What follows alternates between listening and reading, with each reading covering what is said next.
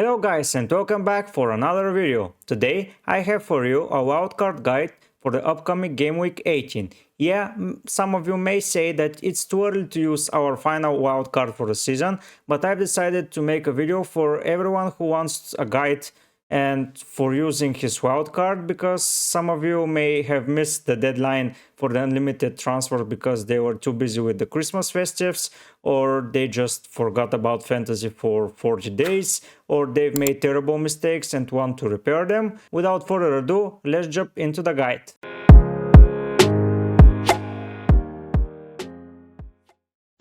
So we're starting from the defense. First of all, as you can see, I've spent 100.4 millions for this team, and this is the price if you don't own already any of the players. So yeah, this is a very good price range. If you own someone like Trippier maybe, as you can see, you can save a lot of money and may upgrade someone from the team, but we'll talk about upgrades during the discussion.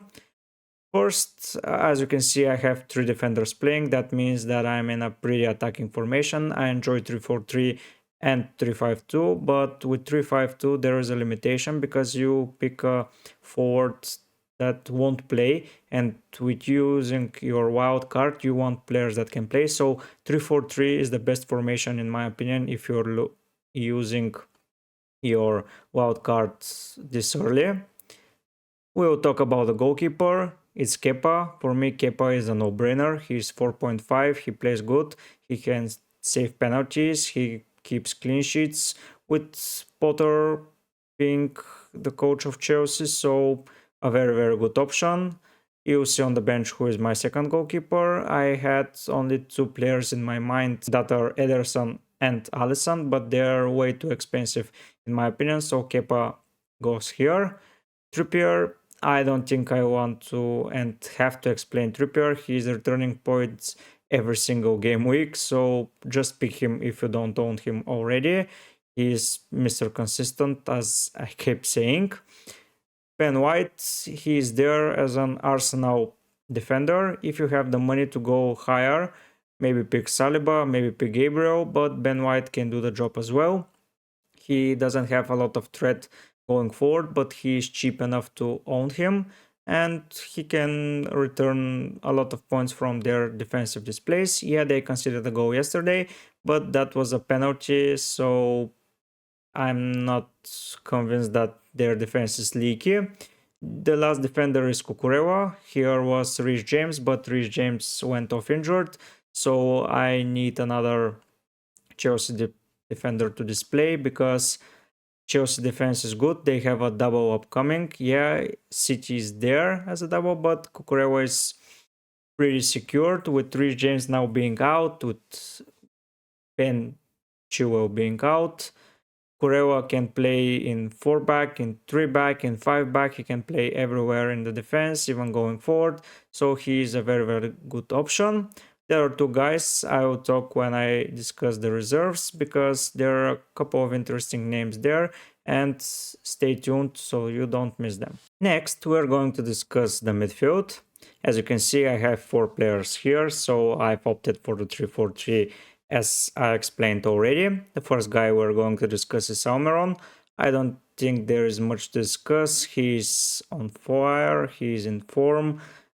Newcastle are amazing. I want to own as many players from them as possible, and Almiron is the cheapest way to reach their attack, and he's playing as a right winger, so he has a lot of goals potential in him and assists, so he's a very good player, especially for his price point. The next player we're going to discuss is Odegaard. As with Ben White, he's just an Arsenal player. They're top of the league. Odegaard played amazingly yesterday, so if you don't own anyone from Arsenal in their attack, buy Odegaard, because he is going to distribute the ball way more when Jesus is injured, because Nketiah is playing like a forward that doesn't drop back. He's just running forward, and Odegaard will keep returning a lot of points, and he has a lot of goals in him. He was just involved in everything yesterday. If you own someone else, you don't have to buy Odegaard. Odegaard will provide for the other guys, and you won't need to lose value in Martinelli to say, because in my case I have a lot of money invested in him and I don't want to lose them. Mount is the next player we're going to discuss. For now, Mount is a very good option. He scored a goal today against Bournemouth and he has a double incoming. Both of the games are separated with, I think, 11 or 10 days, so he will have time to rest. I know they have a game against City in the FA Cup, but I think that they will be focusing on the Premier League because they need to lock this fourth place. And Mount will be your placeholder for a future, maybe another Arsenal midfielder or a City midfielder or Spurs or Liverpool, whatever you like. Maybe Trossard even, but Mount is a very good price range that can go quickly down and you don't need a lot of funds to go up. So he is a very flexible option and very good for you. The last player here is Mohamed Salah. I think he is in form. He played very well yesterday. He had a very good goal and another assist to Van Dijk. I think Nunes is occupying a lot of the big chances, but Salah is more reliable to score points and he's a midfielder, so he gets the notes here. Yeah, I'm missing KDB in this draft, but you cannot have them all. For me, Salah is a very good option. He's on penalties as well and you need a penalty taker. And Salah, I think if Liverpool will take top 4, Salah is a very good option that will return a lot of points for you. And the last midfielder guy we will discuss in a bit when we discuss the reserves. Stay tuned to see them as well. Last but not least, here are the final 7 players that you see for this wildcard guide. We will start with the bench because it's pretty self-explanatory. It's Ward, the goalkeeper that I mentioned. He's 4.1. He's playing. Leicester are not so bad defensively. I know they conceded a lot of goals against Newcastle, but Ward didn't have fault in any, so Ward is a pretty good option. In defense, Patterson is my 4.0 defender. He plays for Everton. Yeah, they're not very good, but he's a playing player, and with wildcard being used so early, you need that. Darren Burn gets the nod for a 4th defender to say. He can replace some of the players for the upcoming games if someone is injured, because Newcastle are very good, as already mentioned like 100 times, and they have an okay fixture list. You can go here for Shar or Botman, but Dan Burn for me is one of the middle ground players, and he can play left back and center back, and he can be substituted around the 70 minutes, so you can keep a clean sheet without Newcastle keeping clean sheet to say. So he is a pretty good option. And the final guy here is Andreas Pereira. I'm not surprising anyone with that pick. Andreas is a very good option, especially for this price. And as already mentioned, if you are using this wildcard so early into the game, you can rely on all of the players with this setup, and it will be very good for you to have 15 playing players.